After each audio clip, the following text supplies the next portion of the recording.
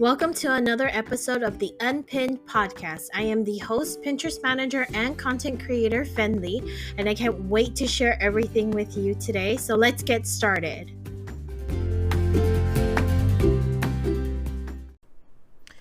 Hi, guys. Welcome back to the Unpinned Podcast. I have a very interesting topic to talk about today, and it's going to be a lot of information coming at you. This is going to be very information filled. So if you need to write down notes, I would suggest you grab your pen and paper now and take down all the notes that you need to take, because I will be talking about shopping on Pinterest.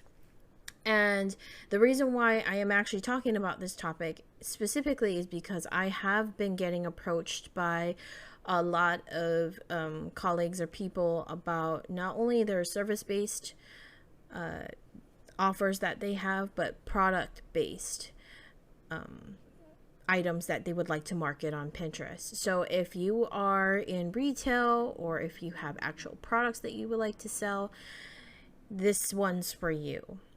Because again, I have been asked about, what about selling products on Pinterest? Like, what does that look like? So I'm going to take a dive in today. So again, if you are in retail, this one's for you. You're going to get all the advice on how you need to start and how to shop and why you need to be on it. So that's always the common question, right? Why be on Pinterest with my shop? Here's why. And I have compiled all of the information here. So this is a lot of information I am sifting through. So first off, let's talk about the statistics. Statistically speaking, pinners who shop on Pinterest are actually more than likely to spend 2 times more per month than other shoppers on other platforms. And what that basically means is if a pinner finds something they love, they will buy it right on the spot.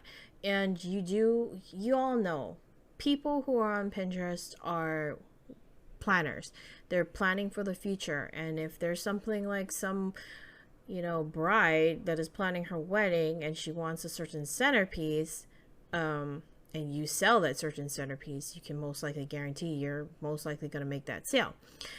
The other part about the shopping experience for pinners on Pinterest is that they are looking for brands that they can stick with. And 64% of the shoppers have stated that Pinterest is where they go to find a product or service that they can trust. So since pinners are actively seeking out brands that they trust, Pinterest has actually made it super easy for you, because you can actually apply for something called the Verified Merchant Program, which I'm going to talk about a little later in this podcast, and I'm going to cover it.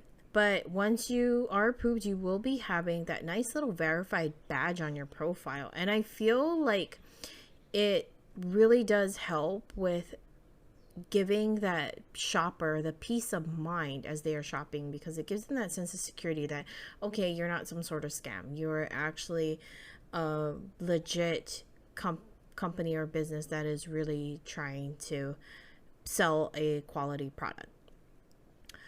The other part about it is that people on Pinterest are 66% more likely to be open to new brands while they are shopping. So 97% are already are making unbranded searches, and 66% are more likely to be open to the new brands while they are shopping as well.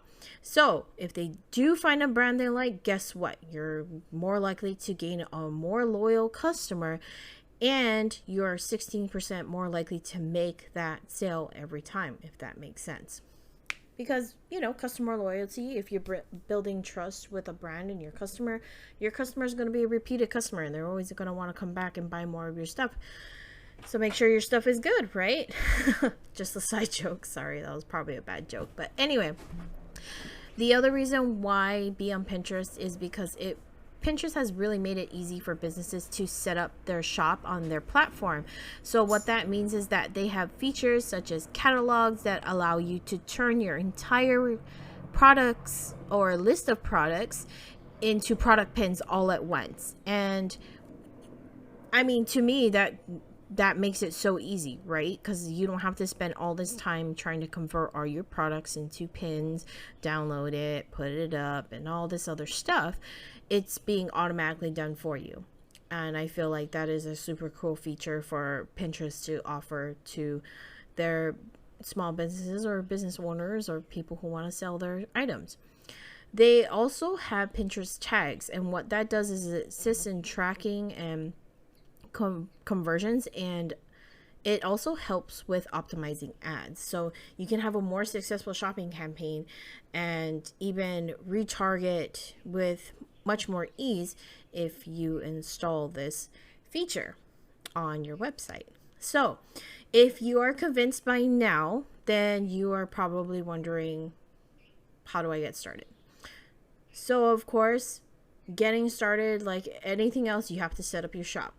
You are in luck if you have a Shopify website, because of the fact that Pinterest has an integration with them. So Pinterest will automatically add your catalog, set up your Pinterest tags, and even get the shop tab on your Pinterest profile. And it's all just in a few clicks. So they made it really easy. Pinterest also has a list of other shopping integrations or e-commerce sites that they are working with or currently support. So just to name a few others, there's GoDaddy Feed, Feedonomics, Products Up, and there's a couple more that I can't remember off the top of my head, but I am providing you with the link in this podcast description that you can go ahead and check out. I'm gonna name it and label it so that way you know which one is which, but you're gonna find it. And this is a really good business article to read over as well, especially if you are thinking about getting started with catalogs and you're trying to figure out if it is really a good fit. But for now, I am going off of the legit, decision, or the legit, oh my God, what is the word? I'm going off of the basis that you have decided that catalogs are going to be the way that you want to market yourself on Pinterest. I mean, there are other ways to market your products on Pinterest. There's no doubt about it. And there are, like I said, there are other ways to do it. But because of the fact that I am going through this entire motion of catalogs, and this is the way to do it, or the easiest and most effective way to do it, I am going with that notion. So if you want to check out the link in this podcast description, I'll be providing it, and it will really help you with your decision. If you don't have any of the e-commerce integrations listed, then you will need to do the following manually. So you will need to start by setting up your catalog. And the way that you can do that is that on your Pinterest business profile account, there is a ads tab. And under that ads tab, there is a catalog option. You can click on that and it'll bring you to a page. Make sure you fill out all of the information they are requesting on this page. And once you have uploaded your catalog, you will be able to get a shop tab on your Pinterest profile, which will definitely make it easier for shoppers to find your products. And you can even upload multiple feeds at once and control which products show up in different markets. So the other greatest feature that they are going to be having coming to the catalog very, very soon is called Pinterest API for shopping. And what this does is that it actually automates your catalog updates and uploads. So for example, if something goes out of stock, it will be reflected on Pinterest and there's nothing more for you to do. Of course, except get more of that product in stock so you can sell more. But it really does make the whole entire process faster and easier to reach more shoppers on Pinterest as well, especially because of the fact that when you have a certain item that is on sale and you change the pricing or however you want to do it, it automatically reflects on the product pins. So it really does make the entire shopping experience much easier. They're getting pretty much live updates, and I believe it's a 24-hour cycle that it's being updated from what I read. So again, it's still pretty fairly accurate. I really hate when I'm shopping somewhere and I click on the product and then I find out that it's a different price from the price that it was listed when I initially clicked on it. That's always a bummer for me. So this is the reason why I feel like this is such a super important feature to have. Categorizing your product into groups. So you will be able to name your product based on the filters that you select. The best example that I can give you is that if you are a business that sells a type of clothing like a t-shirt, you would then of course select the product type as t-shirts. And then you can pair it with a custom label like bestsellers, like if that's like your bestseller t-shirt. Then of course the name of your product group will be bestseller t-shirts. Pinners on Pinterest will be able to see the group name, so make sure you name them properly, okay? Also, note that you can edit the product groups that you have manually created, but you cannot edit the auto-created product groups created by Pinterest on your behalf.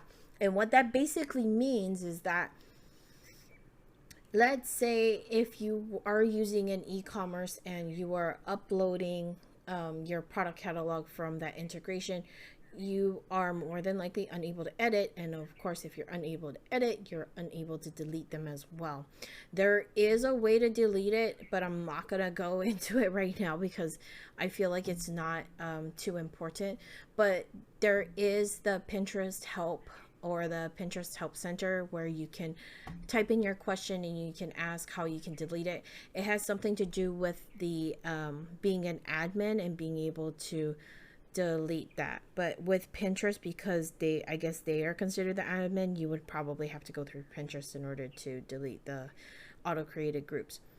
So with that in mind, if you are any of those people that are using integrations and getting your catalog automatically generated for you, then you can probably skip along a little ahead because, you know, this isn't really for you. But if you are doing it manually, stick with me right now because I'm going to go over how you can do it and what the options are.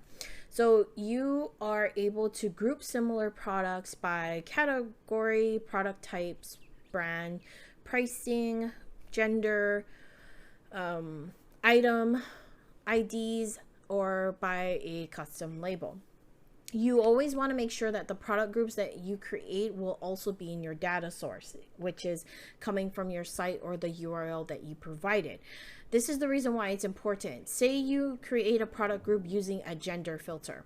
That product group will have a product count of 0 if the filter you apply, which is gender, to a product group that is not set in the data source. In case you are unfamiliar with this term of data source, it is basically a file with a list of your products and their corresponding attributes that are structured in a specific way, and it is processed of course daily by Pinterest to create the pins from your products. So sorry, my dog is like itching himself and he stops. So the entire thing about what I mentioned about, you know, Pinterest API shopping coming through and everything like that, this is going to be a huge important component into ensuring the success of the Pinterest API and being able to have that constant accurate update. Okay. Feature your products. This is probably going to be like the shortest subtopic that I'm going to be covering. If you are familiar with selling on Etsy or even shopping on the Etsy platform, then you pretty much know this concept because it is very, very similar. You will be able to select products to feature on your Pinterest business profile and in your shop tab. And the way that you do that is, of course, you go to your shop tab, you find the product, and then there's a star that you can click on next to the product name, and these products will be shown in the first row of your shop tab, or they will be featured in your shop tab, if that makes sense. So, you know, again, if you've ever shopped on Etsy, it's the same kind of concept. That is basically what it's going to look like if you ever feature your products on Pinterest. The second main component, or third, I don't know how many you want to count it as, but this is a third important component, and it's all about getting your Pinterest tag. And as I mentioned before, the adding the Pinterest tag to your site is going to help you measure that conversion and be able to optimize ads for your shopping campaigns and your retargeting. And I'm going to be dropping the link of the instructions on how to install the Pinterest tag.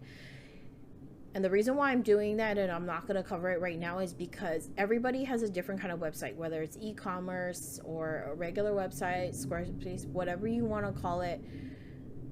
There are different instructions for installing the Pinterest tag for a different kind of website.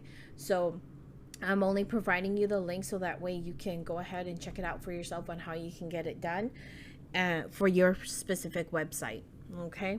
There might be a code that you have to copy and paste, or you might not have to do anything at all.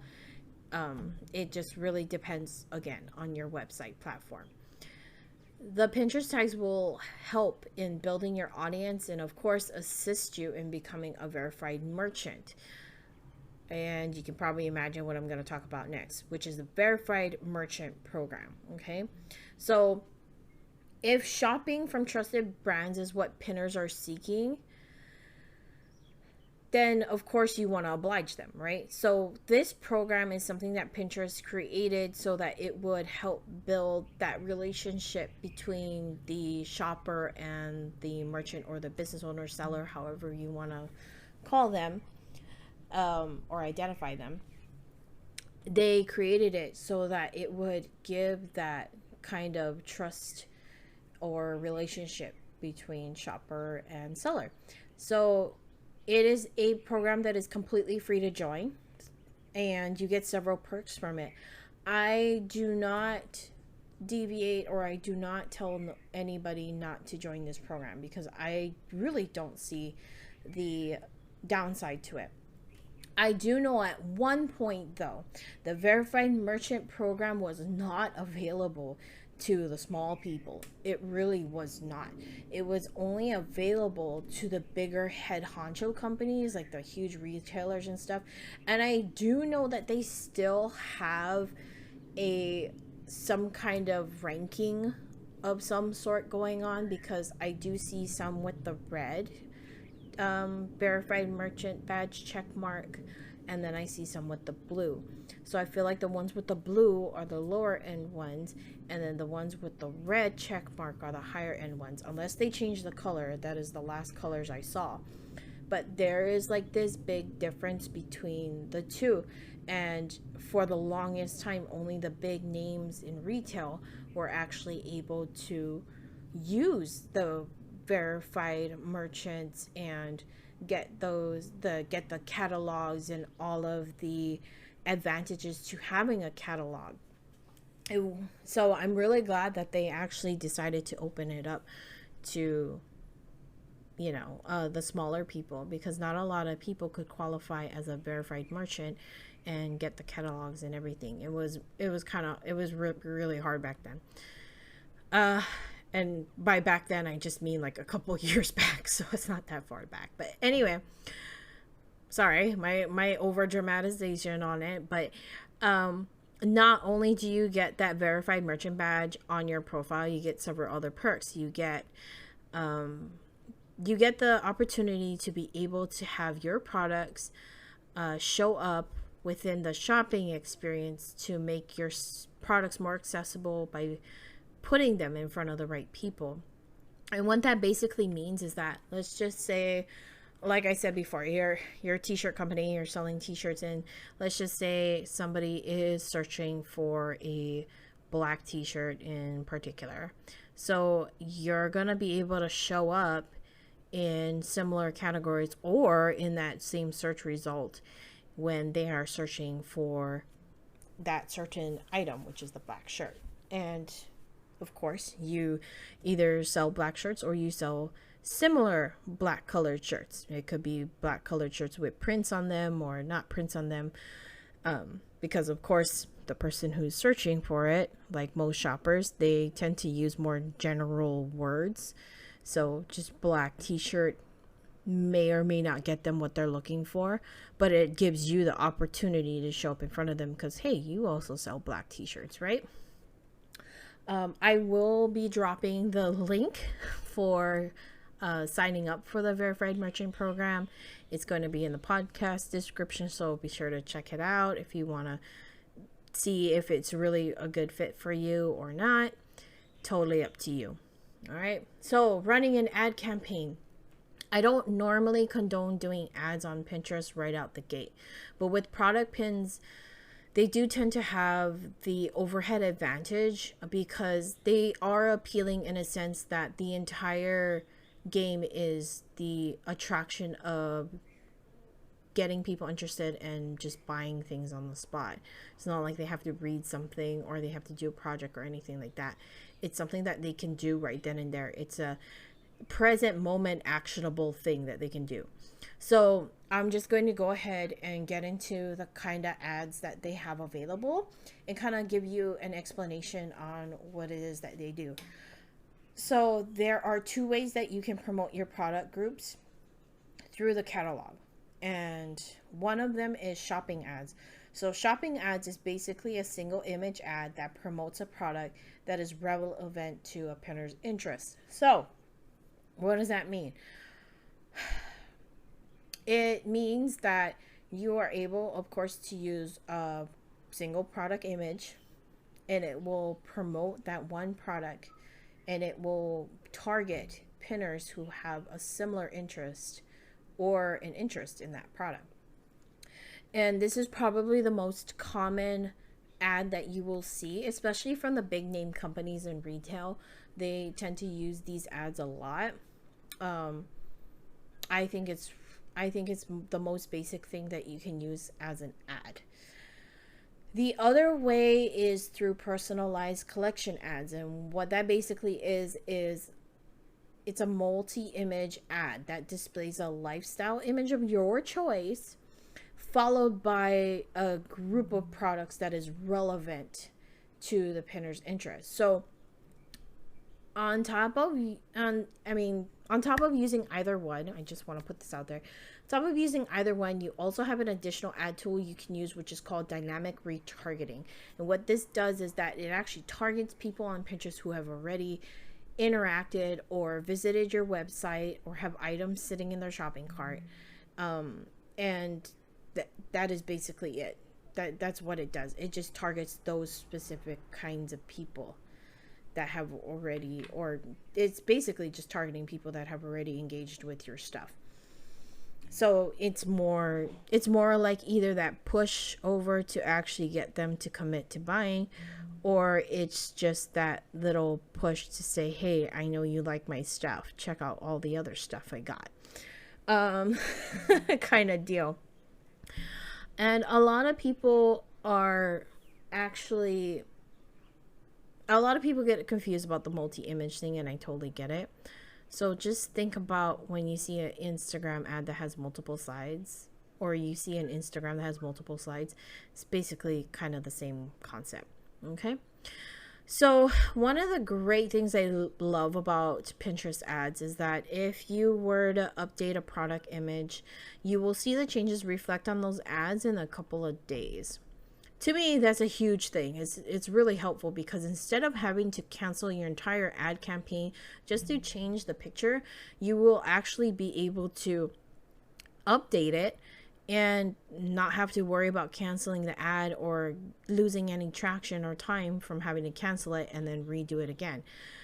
And I feel like it's especially great in situations where you get better looking pictures or if you're updating of a product because of a sale. So the strategy, this is like the biggest thing, right? So my main suggestion would be to run a shopping ad on the smallest budget possible over the maximum length of time possible. What that means is that Pinterest always has a minimum maximum, but I want you to run your minimum budget that you would run on an ad over a maximum amount of time.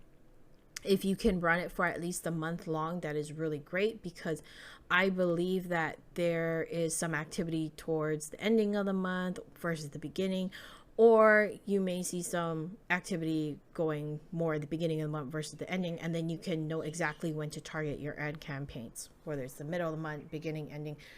You know the drill. You understand where I'm getting with this. The reason I say about the smallest budget possible at first is because I want you to be able to dip your toes into this, right? I want you to be able to gain insight, especially if this is your first ad that you're running. I want you to be able to build the audience that you're looking for and be able to retarget them when you run another ad or if you do a dynamic retargeting option. I also don't want you to niche down your audience unless you've been in business for so long that you know exactly who your customers are. I don't want you to limit your market. When I say you have to know your customers, that means you will know their interests, their age, their demographic, their income, where they are currently looking, how to get in front of them, and everything in between. So if you are unsure about your strategy on your ad campaign, please feel free to reach out to me. I am more than happy to help you do that. I always feel like when it comes to doing any kind of strategy, there is no one size fit all. You really need to be able to analyze and review and restructure and figure out what your game plan is. And if you need help with that, book a call with me. I'm more than happy to help you. Other than that, I will be dropping the instructions on how to set up ads for yourself. It's a step-by-step thing, and it's going to be in the podcast description. One last thing I want to mention before I have to sign off is that there is a bonus feature that is going to be released soon. It's currently in beta testing. It's going to be released in the US first and then in other countries, but they're calling it Your Shop. It is a place for pinners to basically browse, shop, and buy, but it's tailored to their individual taste of the pinner themselves.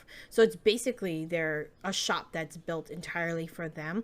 And this is going to be a huge game changer in terms of the entire shopping experience, as well as the business experiences for businesses who market themselves on Pinterest. If you really think about it, this is really going to give you another opportunity to get in front of the people who are interested in your product. So really think about the opportunities that Pinterest has to offer for you retail, because again, it is such a visual and inspiring environment, and it does provide a unique shopping experience. And that's probably the reason why pinners or users on there come again and again, and they spend 2 times more than they would on any other platform. If you want to see the full video introduction on this new feature called Your Shop, you can actually check it out. I'm going to drop the link in the podcast description. Again, it was from Pinterest Presents, and you can skip around. I believe they chopped it up in chapters, so it's more digestible, and you can skip around to the part where you want to go to. Whew. I am so glad I was able to cover everything before my half an hour mark. I am so happy. Thank you so much for sticking around and listening to me rant and rave about shopping on Pinterest. I hope that this information was helpful to you. If it was, please feel free to, donate. Or if you're interested in running your own ad on my podcast, please feel free to reach out. If you have any questions, again, reach out to me. I would be more than happy to help you. And thank you so much again for listening. And this is Fenley, your Pinterest manager, signing off. Bye.